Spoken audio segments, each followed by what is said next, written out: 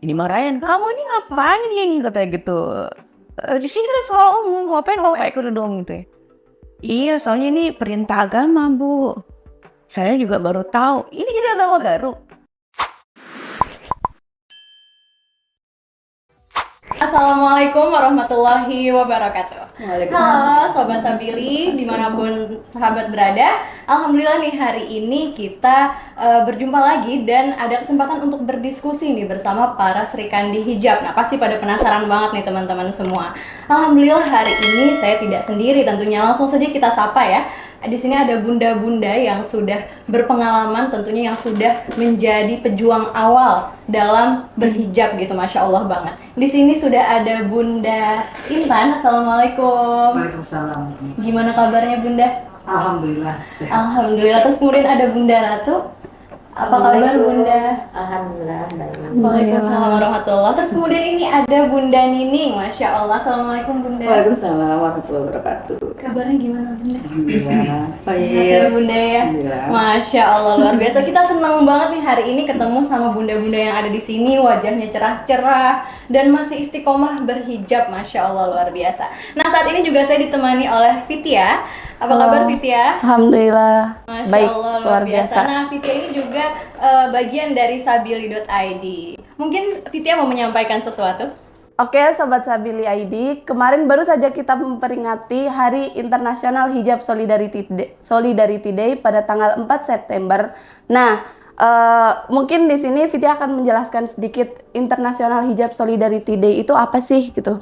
Nah, itu tuh berlatar belakang di London saat itu terjadi diskriminasi para mahasiswa yang memakai jilbab, pelajar, entah mahasiswa, pelajar, perawat juga gitu. Di sana itu di negeri yang sudah maju, tapi masih ada diskriminasi tentang hal tersebut gitu. Dan itu terjadi di latar belakang 2014 ke bawah gitu. Nah, Padahal di sana terkenalnya negara bebas ya. betul. Jadi, Pendapat, bebas berpakaian apa, tapi kenapa Iya. ya di sana tuh kok berhijab tuh sulit? nah itu latar sedikit cerita soal kenapa International Hijab Solidarity Day itu terjadi gitu. Jadi Masya Allah. Nah, jadi teman-teman nih untuk melengkapi tadi Kak Fiti ya, jadi International Hijab Solidarity Day itu adalah hari yang dimana kita itu boleh mengekspresikan diri sebagai seorang muslimah gitu ya. Tapi tidak hanya itu saja, tapi makna hijab itu apa, kenapa kita harus berhijab, kemudian banyak lagi tentang hijab, tentang makna-makna hijab, kenapa hijab itu wajib, yang harus kita ingatkan kembali gitu ya kepada teman-teman zaman sekarang nih. Soalnya mungkin semangat berhijab yang zaman sekarang sama zaman dulu itu semangatnya beda. Mungkin sama-sama semangat gitu ya untuk berhijab, tapi semangatnya beda gitu. Ruh yang ada, ruh yang bikin pengen berhijab pokoknya harus berhijab gitu, beda gitu ya zaman dulu sama zaman sekarang. Nah nanti akan kita kupas tuntas nih teman-teman semuanya hari ini gitu ya Fit. Iya, Nah kita tanya langsung aja nih sama bunda-bunda yang ada di sini. Mungkin Bunda Intan bisa bercerita pengalaman pertamanya berhijab itu seperti apa Bunda? Silahkan. Ya. Jadi saya tuh sebenarnya tahun 81-an ya. Itu sudah mulai ikut PII, kemudian tarbiyah. Nah, di situ kan pemahaman tentang kewajiban-kewajiban kita selalu saya dapatkan ya. Kemudian kesadaran untuk pakai jilbab itu sudah mulai dipakai karena waktu itu saya masih sekolah, sekolah perawat kesehatan. Tapi kalau pas dinas buka karena jadi kebenaran saya tuh rumah sakit tempat saya kerja itu ini ada hubungannya dengan angkatan laut ya, angkatan laut. Jadi dia inilah kedisiplinannya lumayan gitu. Jadi karena waktu itu juga mungkin pemahamannya belum terlalu mendalam. Ya udah, jadi kalau kerja buka, tapi diskusi terus begitu. Nah akhirnya lama-lama itu justru saya tuh yang menyadarkan saya justru dokter yang Kristen. Jadi dokter Kristen itu pas kita lagi diskusi, kalau aku nih jadi Intan katanya, aku pakai jilbab kerja juga aku pakai gitu. Kan itu keyakinan kamu, kenapa kamu enggak ini? Insya Allah, jadi ini bener ini. Akhirnya begitu hari itu udah bertekad, hari itu saya mesti pakai. Jadi mungkin kalau anak-anak SMA rekan-rekan yang waktu SMA itu saya pernah baca kan, mereka berhari-hari, berbulan-bulan berjuang. Saat itu hari pertama saya pakai jilbab kerja, dan hari itu langsung diciduk. Hari itu langsung diciduk, dibawa ke ruang kepala rumah sakit. Jadi diinterogasi. Kamu, wah luar biasa pokoknya. Itu yang ini bagian apa tuh Bunda? Waktu itu dokter yang pokoknya ada waktu itu kepala perawat sama dokter ini orang-orang inilah orang ini ya orang-orang rumah sakit gitu. Pokoknya suster, ayo kita ke atas gitu naik. Oke. Dan anehnya subhanallah, anak 20 tahun waktu itu saya kurang lebih ya 19 lah, itu nggak takut menghadapi dokter-dokter, kepala perawat yang semua marah, dalam kondisi marah. Dan mereka tuh sampai bilang begini, kamu tahu kalau kamu pakai jilbab, saya tuh akan dipecat, dia bilang gitu. Saya ini kepala rumah sakit, saya akan dipecat, saya bisa kelaparan. Jadi saat itu saya antara ketawa sama ini ya Allah kok segitunya sih gitu. Dan sampai gebrak meja, saya pecat kamu. Baik dok, gak apa-apa, saya dipecat ya, boleh. Kenapa kamu begitu gitu? Ya saya tuh cuma satu. Saya dalam setiap sholat, inna sholati wa nusuki wa mahyaya wa mamati lillahi rabbil alamin. Nah sinilah realisasi yang saya bisa nikah. Wah tambah marah. Jadi setelah pulang dari situ, justru rohis rumah sakit ngebujuk saya. Tahan, Neng jangan dong, ayo katanya kamu ini aja minta maaf sama bapak, nggak usah pakai jilbab, itu kan orang Arab gitu. Jadi saat itu maaf Bu, jadi saat itu hijab itu masih dianggap bahwa itu adalah sebuah tradisi dari Arab gitu ya Bu? Iya, bukan tradisi Islam, bukan hukum Islam, bukan perintah dari Allah, tapi itu cuma tradisi. Gitu karena memang nggak di rumah sakit pun nggak ada satupun pakai jilbab. Jadi baru saya ini satu makanya aneh. Hari pertama langsung diciduk. Oh iya itu pasti mengejutkan ya. Apa Bunda sudah sebelumnya udah Mungkin udah paham udah ini. Nah, karena udah sering kan diskusi sama teman, sama dokter, sama siapa udah sering. Jadi begitu saya pakai jilbab, wah semua deh. Nah, ini dia nih hari ini nih katanya dia. Nah itu. Masya Allah luar biasa nih Biasa. sahabat Sabili ID, perjuangan Bunda Intan waktu pertama kali memakai hijab. Jadi beda banget ya sama sekarang ya. Kalau sekarang kan kita kerja nih bebas, gitu ya, bebas. berhijab. Ya mungkin ada sih di beberapa tempat gitu, Iya. tapi sedikit sekali, enggak kayak dulu. Kalau dulu tuh hampir di semuanya gitu. Iya. Ada larangan berhijab. Padahal mayoritas warga Indonesia tuh Muslim gitu dan muslimah gitu. Nah makanya kita salut banget nih sama para Sri Kandi yang datang hari ini. Kemudian kami juga pengen tahu nih perjuangan awal Bunda Ratu. Berhijab bagaimana Bunda? Bismillah, terima kasih.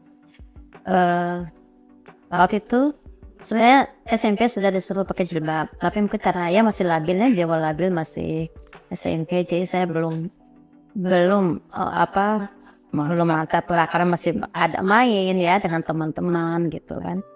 Begitu SMA semester 1 saya masih belum. Begitu liburan semester 1 itu kan biasanya cuma 1 minggu kalau semester ganjil. Saya ikut training PI, kebetulan seksinya adalah kakak saya sendiri, Kak Jenal, ikut seminggu. Nah, berakhir itu kan biasanya Sabtu malam. Jadi kita hari Minggu itu nonstop tidur, ya kan karena kecapean selama 1 minggu. Karena ini kan jarang kita istirahat. Kemudian saat itu kebetulan juga saya sedang haid, jadi kan nggak sholat. Nah, biasanya saya tiba di sekolah itu jam 6 kurang. 6 kurang sore sudah tiba di sekolah karena saya dijemput oleh teman saya, selalu bareng sama dia dengan supirnya itu dari Kalimalang. Jadi saya nunggu sudah di depan rumah. Jadi jam 6 kurang kita sudah di sekolah. Nah hari Senin itu hari pertama masuk kembali sekolah semester 2, saya bangun agak telat. Jadi saya 6:30 baru tiba di sekolah, saat itu sudah ramai. Jadi kan udah banyak orang. Nah pas saya masuk itu sudah banyak orang, sudah ada wakil kepala sekolah, bidang kesiswaan dan memang terkenal galak. Ya. masuk, ya heboh langsung kan, saya coba aja setelah masuk ke dalam kelas. Nah setelah bel masuk berbunyi, saya langsung dipanggil. Jadi hari pertama saya dipanggil, sejak itu tidak diperkenankan ikut pelajaran selama hampir 40 hari. Sebenarnya semua pelajaran. Jadi nggak masuk ke kelas? Tidak. Jadi saya masuk pagi cuma naruh tas. Jadi dipanggil ke gurunya satu dengan saya segala macam gitu ya. Sampai kita adu debat di sana soal undang-undang. Ya Masya Allahnya tiba-tiba lancar lidah saya. Gitu. Apapun yang dia ini kan saya balik gitu kan. Waktu itu apa jawabannya Bunda? Mereka semua menyerah, saya nggak bisa lagi memperkenalkan bagaimana caranya gitu, karena semua apa saya katakan dia bisa bantah gitu kan. Jadi 2 jam satu guru udah oper lagi ke guru lain sampai ke guru GK ya, ada perlu ke guru agama juga menyuruh untuk saya lepaslah ibaratnya di sekolah gitu ya. Ya ada juga ke wali kelas juga gitu kan, bahkan ada yang wali kelas saya mengatakan, nak kamu itu saya anggap sebagai putra saya, jadi anggaplah seorang tua kamu. Dia saya mohon kamu nurutin nasihat saya.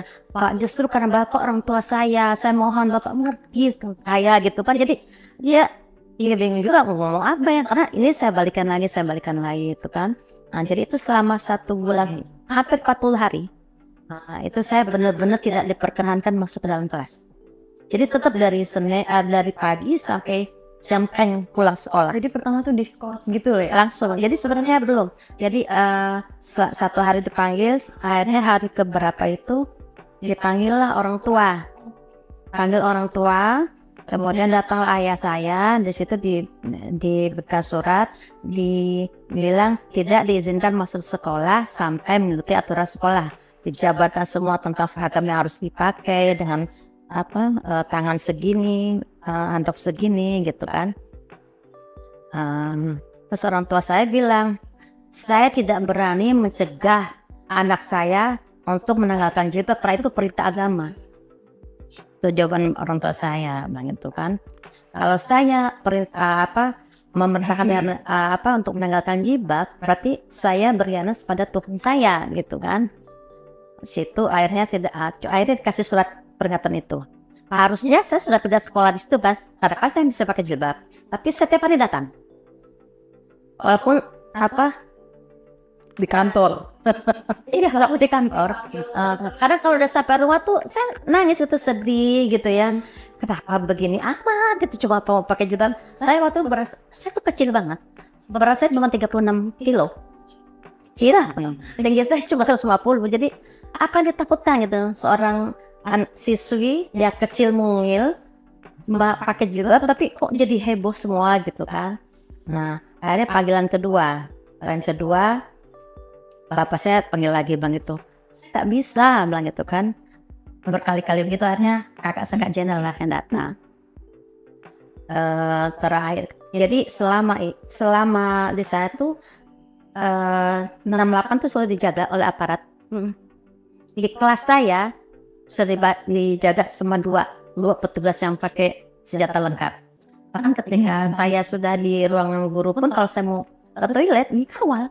Jadi saya udah merasa seperti orang penting, kemana-mana dikawal gitu ya. Sampai saya mau pulang sekolah, sampai pintu gerbang saya dikawal. Gerbang sekolah untuk pulang itu di situ. Nah akhirnya setelah tidak menemui kesepakatan pun, sebenarnya saya sempat waktu itu, karena orang tua saya bilang, bilang itu, saya tahu ini adalah kewajiban seorang muslimah untuk berjilbab, ini perintah Allah gitu. Cuma kesininya kamu pakai itu, kamu tidak boleh masuk sekolah, dan arti kamu sekolahnya sama tidak ada tentukan kan, sama saja nggak sekolah, atau kamu akan dikeluarkan. Kalau itu sementara kalau kamu pindah sekolah, terus kita nih cuma pegawai negeri biasa, anak 10 dan semuanya sekolah, gitu kan. Jadi memang kita dulu diwajibkan harus mendapatkan sekolah negeri. Karena zaman saya itu sekolah negeri itu lebih berkualitas dibanding swasta. Anak swasta itu buangan. Zaman dulu seperti itu. Jadi anak sekolah swasta itu buangan. Jadi kita berkompetisi untuk masuk negeri. Dari mulai SD, SMP, SMA sampai kuliah tuh harus negeri gitu. Karena itu kan perjuangannya luar biasa. Nah, dari sekolah saya SMP cuma masuk dua orang aja yang masuk keterima di 68, termasuk saya salah satunya kan. Kamu udah berjuang masuk ke negeri situ, terus anak gini, bapak juga bingung mau melarang kamu, itu hak kamu, bahkan itu aturan Allah. Tetapi kalau kamu pakai konsekuensinya, kamu tidak boleh sekolah di situ. Nah, kalau bapak pikir kita anggap aja ini darurat, bilang itu kan darurat ya. Jadi boleh lepas saat di kelas gitu. Karena melihat kondisi waktu itu kan ekonomi ya segala macam. Saya sebenarnya sempat ngikutin atau keinginan orang tua ya ikut. Sempat 3 hari saya lepas di kelas. Tapi itu bikin saya shock, bahkan saya turun sampai hampir 10 kilo. Nggak tenang gitu ya. Nggak bisa nangis sepanjang malam. Akhirnya saya kan ngomong, ya Allah, saya nggak kuat, harus buka gitu kan. Akhirnya saya pakai lagi gitu kan, tetap pakai lagi. Kalau tuh lepas, saya tuh nggak pernah keluar kelas sama sekali. Jadi datang langsung mojok, nggak akan keluar kelas sampai pulang sekolah. Dan itu selalu dikontrol, ada guru yang kontrol. Ratu datang, pakai apa enggak? Itu dikontrol. Itu cuma 3 hari saya sanggup lepas gitu ya. Akhirnya batin saya juga nggak bisa nerima, jadi fisik dan mental saya juga benar-benar terganggu. Akhirnya bilang, ya Allah, saya nggak sanggup begini. Lah, saya bertekad, ya Allah, begitu ridhoi saya mau pakai lagi. Iya, saya nggak sekolah, nggak apa-apa, saya nggak jadi apapun, nggak apa-apa. Tapi saya minta ridho, saya ya Pak, saya kan mau jadi apa Pak, saya bisa mau pakai lagi, saya nggak sanggup kalau harus lepas gitu. Nanti kamu dipecat, biarin ya Pak, relain saya nggak sekolah tuh. Besok saya pakai lagi, kaget lagi semua ya kan. Udah akhirnya proses dikit lagi, panggil lagi kan. Nah, terakhir akhirnya begitu teman terakhir itu Kak Jenal yang datang menghadiri, dia bilang kan wartawan Kak Jenal, sudah wanti-wanti surat ini tidak boleh keluar kemanapun. Kalau sampai surat pemecatan, maksudnya itu kan isinya pemecatan saya ini. Walaupun situ bilang nggak ada kata pecat, tapi dikeluarkan karena tidak mengikuti aturan, gitu kan. Kalau sampai surat ini keluar, Anda yang saya ambil. Jadi itu ada polwan 4 orang, ada absennya juga banyak. Jadi di depan sudah ada klaser 4 dari halaman sekolah. Dan karena itu juga menjelang SOMPR, jadi banyak saat kejadian itu yang datang mengaku sebagai kakak saya. Awalnya sekolah nggak apa-apa gitu kan, ada yang nemuin kakaknya Ratu datang gitu kan, ya mungkin untuk memujuk atau apa, diterima sama sekolah dari HMI, dari Brigade Hizbullah, kemudian dari organisasi Islam, maupun kakaknya semua. Akhirnya pihak sekolah bingung kan, kok banyak banget kakaknya. Akhirnya dari situ tidak diterima kecuali kakak kandung yang harus menyerahkan KTP. Setelah itu juga rupanya yang saya dengar, kepala sekolah itu juga diteror, jadi dia tidak berani pulang ke rumah selama 2 minggu, dia tetap berada di sekolah.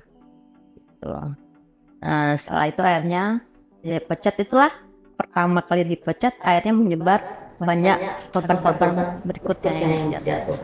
Jadi Bunda Ratu itu yang pertama dikeluarkan dari sekolah karena berhijab. Itu tuh setelah udah diskusi alat ya tentunya. Lebih dari sebulan. Sempat goyah kan karena memang dilematis banget waktu itu kondisinya kan, dari orang tua, kemudian dari guru agama, bahkan apalagi sekolah semuanya ya. Jadi kayak waktu itu ngerasa sendirian gak sih Bunda? Sendirian. Ada satu guru bahasa Indonesia, kebetulan juga dia orang HMI, tapi dia nggak berani terang-terangan juga.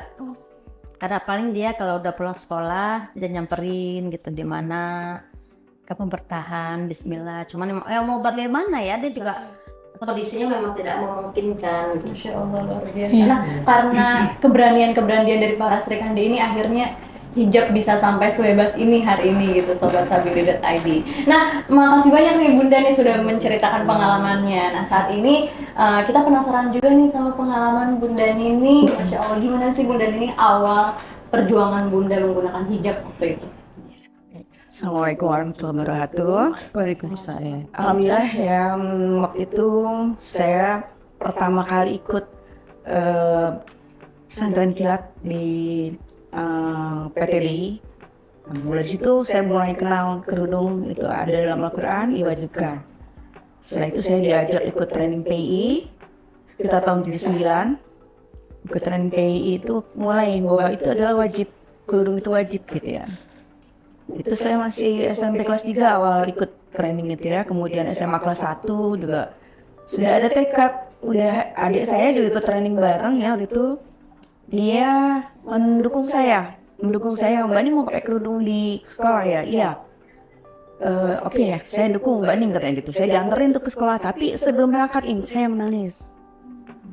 Kamu ini gimana sih? Gitu ibu saya bilang gitu. Kenapa? Kamu kan sekolah umum, bukan sekolah agama, ngapain pakai kerudung? Gitu ya, kerudung waktu itu dibilangnya. Waktu itu tingkat apa sekolah? SMA negeri. Saya sekolah lulusan SMA negeri 13 Jakarta. Kelas berapa itu? Ya, Kelas berapa itu? kelas 1 SMA. Oh, masih kelas 1. Jadi kelas 1 SMA itu udah mau niat pakai gitu ya. Tapi sebelum berangkat itu ibu saya menangis, maksudnya kamu ini aneh-aneh aja sekolah umum kok pakai kerudung. Ya tapi kan ini perintah Allah, saya bilang gitu ya, karena saya juga baru belajar kan gitu ya. Saya mau coba, terus saya coba tuh udah mulai pakai roknya masih rok SMA warnanya krem ya, coklat krem itu, sampai kaos kaki panjang gitu ya. Tangan panjang, udah kerudung udah mulai saya pakai. Saya jalan ke sekolah itu waktu itu masuknya siang, kelas 10 ya sekarang ya. Kelas 1 tuh siang, saya berangkat diantar adik saya sampai sekolah masih sepi. Emang sengaja datang lebih awal sampai di sekolah. Ternyata mental belum kuat. Saya sampai di sekolah langsung masuk ke dalam ruangan kosong gitu ya. Masih deg-deg gitu, takut gitu. Lalai karena dengan menentang gitu nggak yang udah gitu saya buka lagi kerudung tuh. Belum ada tantangan apa-apa ya, dibuka lagi saya nggak. Kayaknya masih belum siap mental nih gitu ya. Jadi saya belum ada masalah apa-apa tuh, saya lepas lagi kerudungnya, jadi belum ada tantangan, saya udah lepas lagi. Udah setelah itu kelas 11 kelas 2 ya. Kelas 11 kemudian ya masih seperti itu. Sampai ada yang bilang, "Ini kamu ngapain sih pakai tangan panjang mulu, kok kaki panjang?" Itu ya kamu tangan kudisan ya gitu. Ini ya gitu. Ada ya yang dia Tentunya seperti itu ditanya. Kemudian ada setelah itu naik kelas 3 itu jadi 2 tahun itu saya gitu pakai pokoknya serba panjang, pakai kemeja ini agak panjang, tangan panjang gitu. Dan tapi nggak perlu kayak kerudung masih. Ternyata memang butuh mental yang kuat ya ternyata.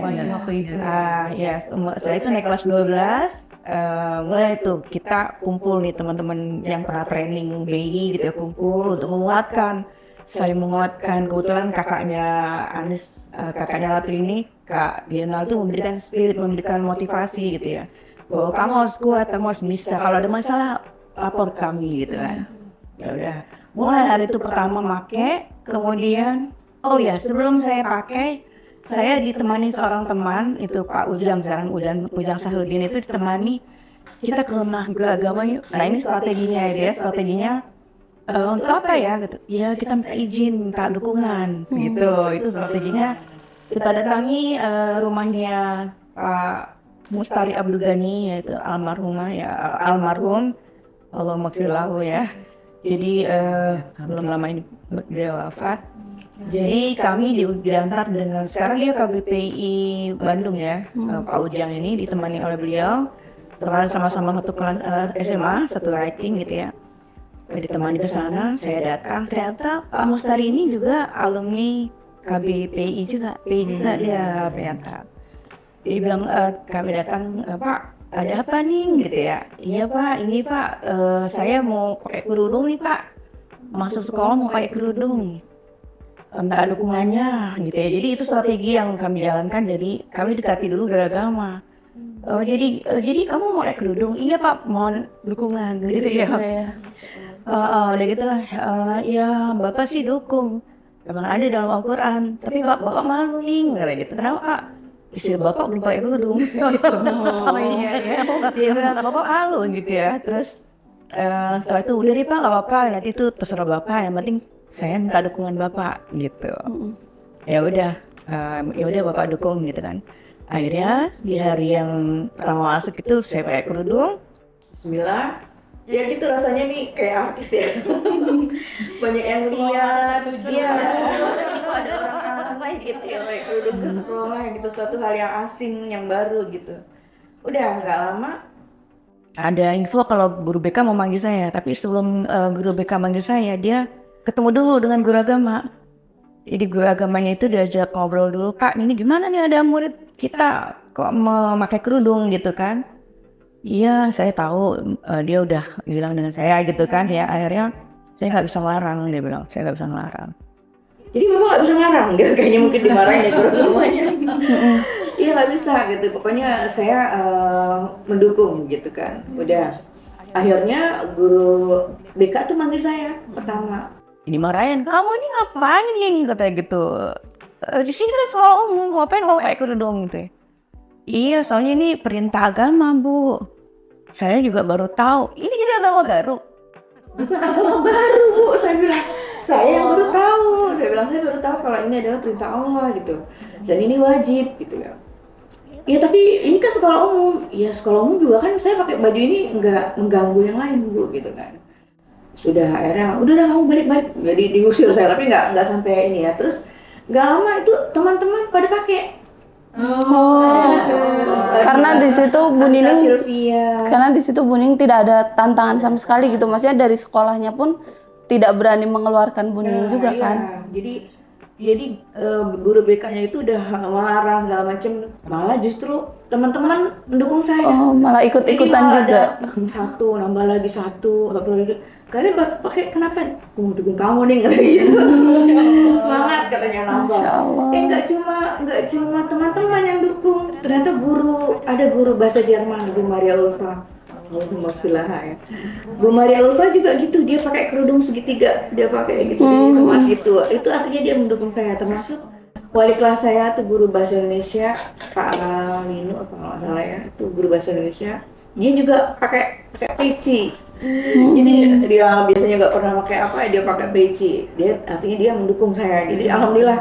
Jadi beberapa guru itu mendukung dan yang memakai kerudung bersamaan waktu yang pertama kali pakai di SMA 13 itu saya dan adik kelas 1. Mungkin pernah dengar Ibu Septini Siregar.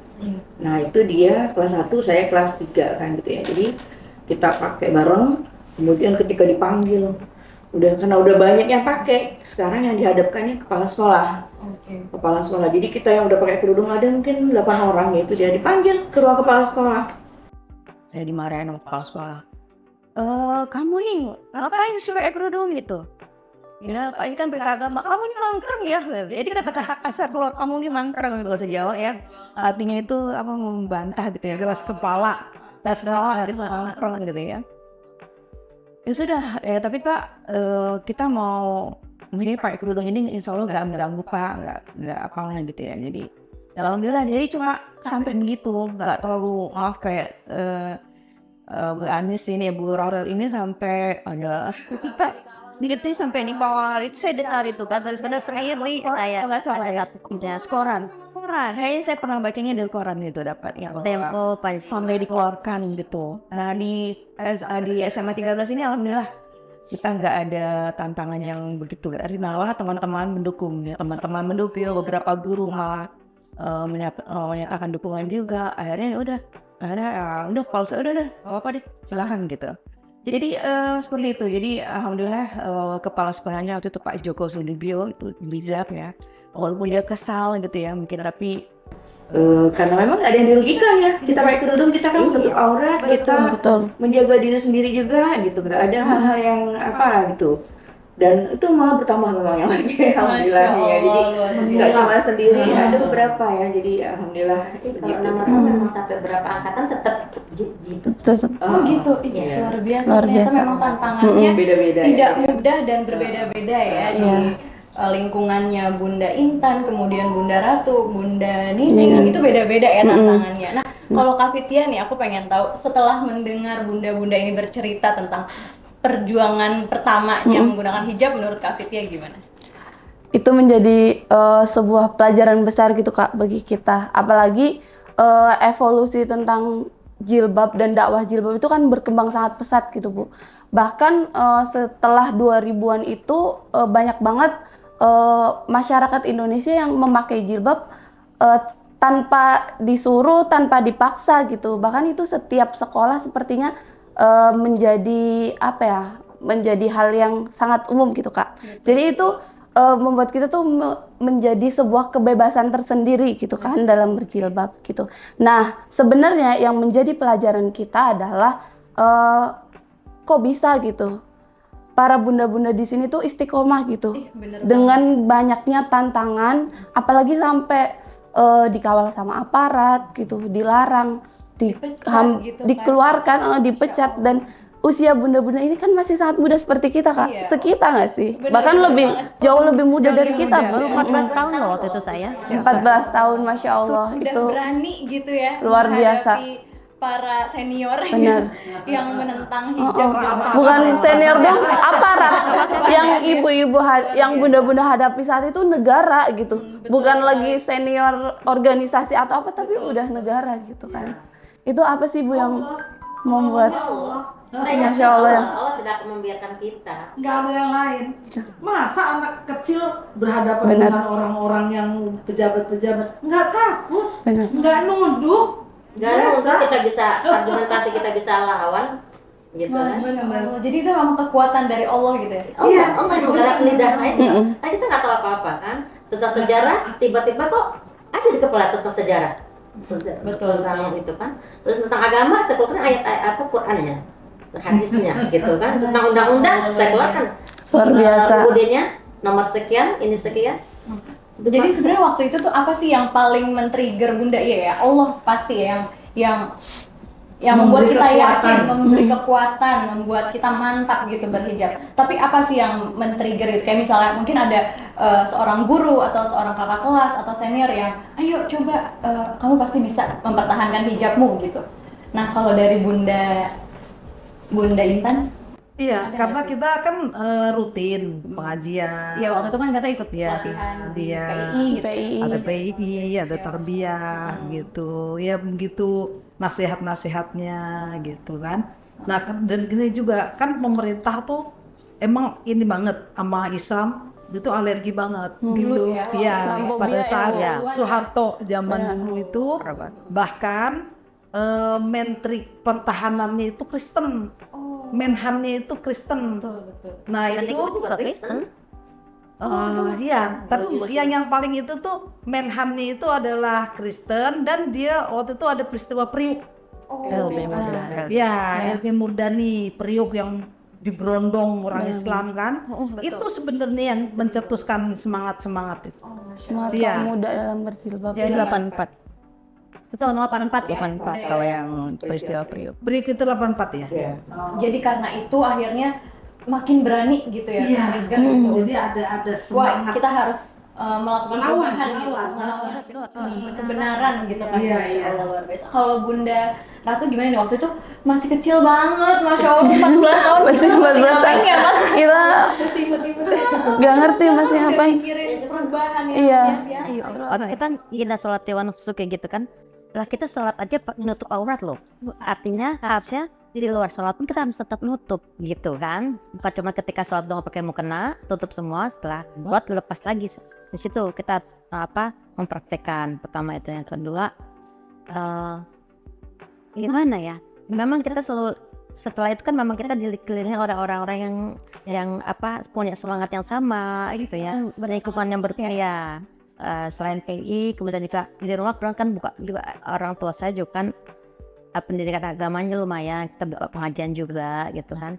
Jadinya ya tambahlah semangat di situ. Mungkin peristiwa saya ini menasional bahkan mendunia. Betul-betul mendunia, kayak tiap hari saya menerima sampai puluhan surat dukungan dari seluruh dunia.